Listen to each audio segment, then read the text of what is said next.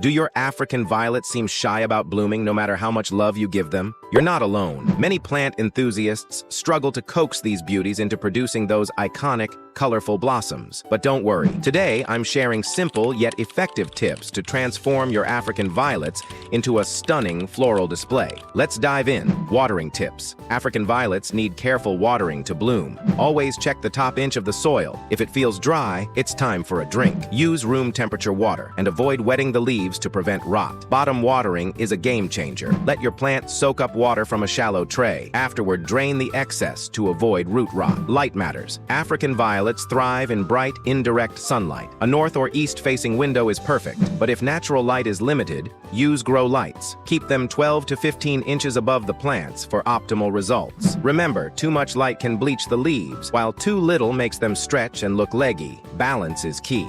Boost the humidity. African violets love humidity. If your home is dry, especially in colder months, use a humidifier or a pebble tray under the pot. Lightly misting the leaves can also help, but do it sparingly to avoid leaf spots. Keep them slightly root-bound. Here's a secret. African violets bloom better when slightly root-bound.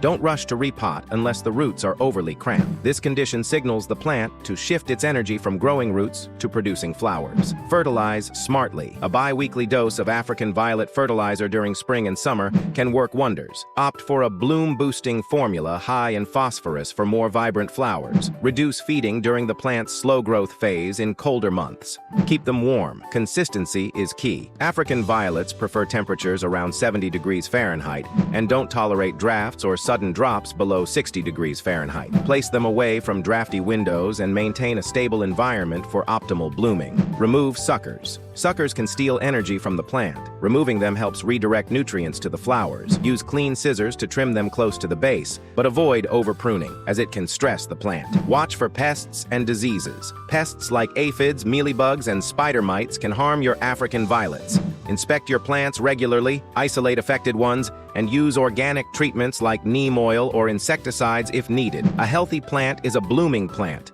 With the right care and a little patience, your African violets will reward you with stunning blooms. Try these tips and let us know in the comments which one works best for you. Don't forget to like, subscribe, and hit the bell icon for more gardening tips. Happy growing!